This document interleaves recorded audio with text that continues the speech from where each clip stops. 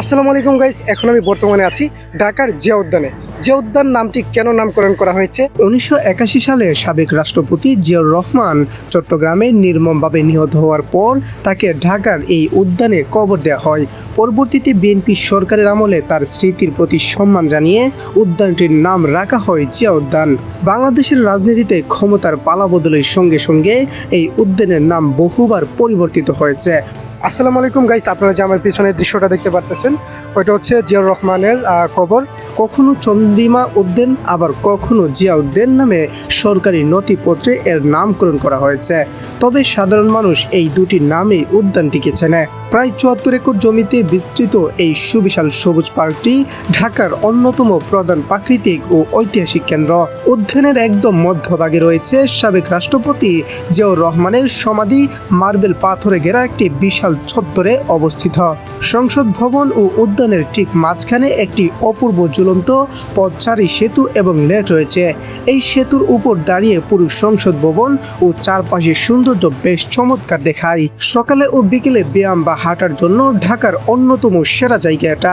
প্রতিদিন শত শত মানুষ এখানে শরীর চর্চা করতে আসেন। ছোট্ট একটা বাচ্চা কি সুন্দর রোলার স্কেটিং খেলছে গাইস, দেখতে পাচ্ছেন। মাথায় টুপি লাগানো, গোলাপি কালার। ও মাই গড, একটু জন্য পড়ে গিয়েছিল। অসাধারণ খেলছে সে।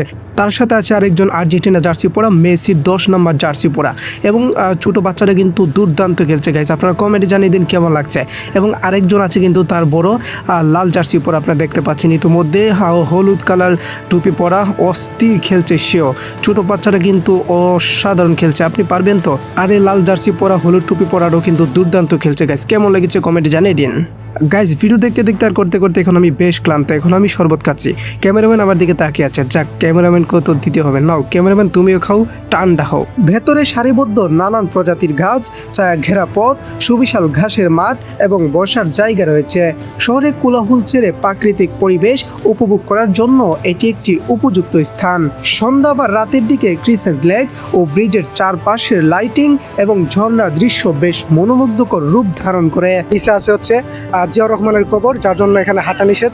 কিন্তু বাংলাদেশের বাঙালিদের অবস্থা দেখছেন, সবাই উপরে হাঁটতেছে। আসলে কি বলবো, এখানে দেখার পরেও তারা একের পর এক হাঁটা তো করতেছে, বলে লাভ নাই। বাঙালি আসলে এমন নেই, এখানে গাছের উপর হাঁটা নিষেধ। অনেকেই দেখতেছে, বাঙালি তো আর অতটা মূর্খ না, সবাই দেখতেছে এই লেখা, এরপরে তারা উপরে উঠছে।